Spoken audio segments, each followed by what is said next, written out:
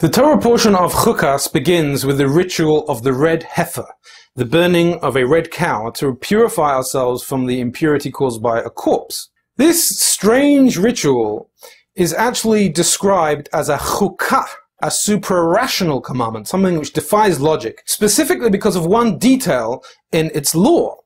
And that is that the priest who performs the ritual of the ash, sprinkling this ash from the red heifer on the impure subject, while he begins in a state of ritual impurity, he is rendered impure by the procedure. Whereas the recipient, the subject of the procedure, on whom it is performed, starts off impure, ritually impure, and having had it performed on him, becomes pure by the process. Now obviously this is very peculiar, and it defies logic, but the Kabbalists, the Jewish mystical thinkers, have actually explained a certain logic behind it.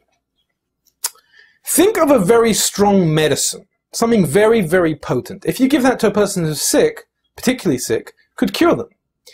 If you give it to someone who's well, it'll probably make them ill. The red heifer represented a disclosure of a very, very lofty divine light, which is not normally found in the rest of the commandments of the Torah. What the Kabbalists call keter, the crown, something which is above the head. That's the symbolism behind it, representing something, a transcendent form of spirituality. Because it's so powerful, it can render the impure pure, but it will also render someone who's spiritually healthy unhealthy, because it's just simply so potent. The message for us nowadays is quite relevant. Many years gone by, 500 years ago, 1,000 years ago, they didn't study Jewish mystical teachings. The Zohar wasn't available, the writings of Rabbi Isaac Luria were not available, Chassidic teachings were not available, and yet people were spiritually healthy because they didn't need this very potent spirituality. Nowadays, we're on a much lower we're of a much lower spiritual standing, so we precisely are the ones that need the high disclosure of Jewish mystical teachings. Now, verse 14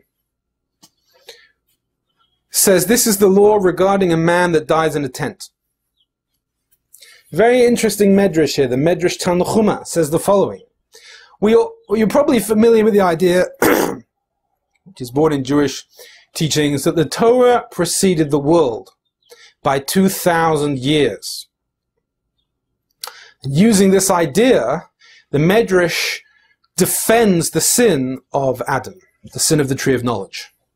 What did God say to Adam when he sinned? He said, because you sin now, you're going to die, mankind is going to die, all your descendants are going to die. But look at this week's Torah portion. It says, this is the law regarding a man that dies in a tent. And that was written 2,000 years before Adam sinned. God was already thinking about death. So Adam can say to God, you're telling me because I sinned, I brought death to the world? You were planning this in advance. It's written in your Torah. The Medrash illustrates it with the most wonderful parable of a man who was planning on divorcing his wife. And he didn't have any good reason to divorce her. So he writes for himself a divorce document, and he puts it in his pocket. And he goes home one day, and he's looking for some opportunity. So he says, darling, could you make me a glass of water, please? And she brings him a glass of water. And he pulls out this get, and he says, I'm divorcing you. So she says, what? What did I do wrong? So he says, this water's hot. You bring me hot water. I can't tolerate hot water.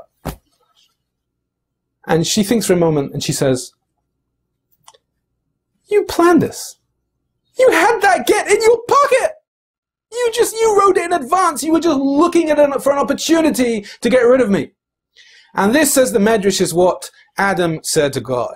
True, I sinned. True, I couldn't resist temptation. I ate from the tree. But you had written in the Torah 2,000 years before creation, this is the law of the man that dies in the tent. So don't tell me it's because of my sin that death came to mankind. You were planning it in advance. Beautiful Medrash. The message, of course, is a very deep one, that we have within us a kernel, a spiritual essence which defies sin, which is beyond it. And that is, of course, what the Medrash is addressing, that on a certain level, we're above it. Now, Chapter 20, verse 1 to 2. Miriam died there and the congregation had no water. Beautiful insight here from Rabbi Rachmim Sha'altil Jacob Ninio, who was a 19th century Kabbalist who lived in Jerusalem. He said the following interpretation, that when Miriam died, the rabbis didn't want to make a big commotion about her passing. Why? Because she was a woman.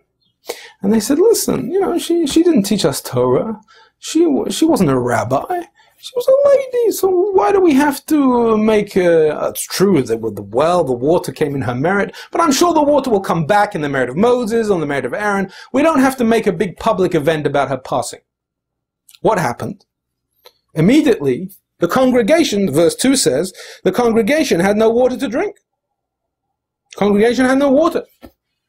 Water is an analogy for Torah. The Torah scholars were sitting there and they were trying to study. And says Rabbi Ninio, the Shekhinah had departed because God was angry that the rabbis had not given Miriam the honor that she deserved. So the Shekhinah departed and the rabbis had difficulty studying. And they didn't have water. There was no water. There was no Torah for them. They couldn't understand the Torah. And they realized their mistake. They slighted Miriam.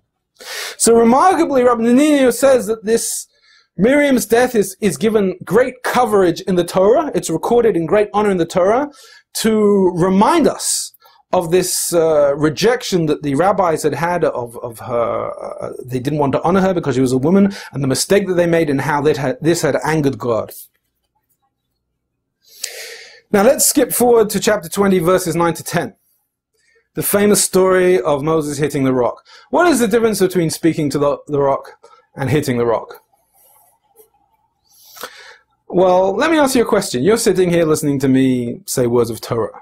What would you prefer to do? Sit there and listen to this video? Or get out for 10 minutes and have some nice insights? Or would you prefer to get out some complex, arcane text for 3.5 hours and sit and break your head over it? What's more appealing to you? That's the difference between speaking to the rock or hitting the rock. Speaking to the rock is this kind of easy learning where you just get told insights. But there's a certain disadvantage to that it doesn't involve effort. And anything that doesn't involve effort will never produce the same results. And that is why Moses hit the rock. Because hitting, when two solid substances strike each other, it generates friction. And that friction was symbolic of the friction of the mind at struggling to understand an idea. Moses hit the rock because he wanted Torah study to be frictional. He wanted it to be demanding. He wanted it to involve dialectic, to involve questions, to involve answers. And therefore, he hit it twice, corresponding to the Jerusalem Talmud and the Babylonian Talmud, which is, of course, the main source of all our dialectical learning. Spiritual lesson for the week. This Torah portion, of course, speaks a lot about death. It speaks about the red heifer, which purifies us from the impurity of death. It speaks about Aaron's passing. It speaks about Miriam's passing. So it's a good time to face our fear of death, our fear of mortality. Why did they build the golden calf in the desert? It's all the fear of our own mortality. Why do we build symbols of security, of happiness, of wealth, of fame? Much of what we do in this life is to build us, to kind of enshrine ourselves with a certain immortality to overcome our fear of death. But it's unnecessary, because it was written 2,000 years ago in the Torah that this is the law of the man that dies in the tent. The only way to face our mortality and face the inevitability of our death is to see the spiritual content of it. That it's actually a passing from a lower realm to a higher realm.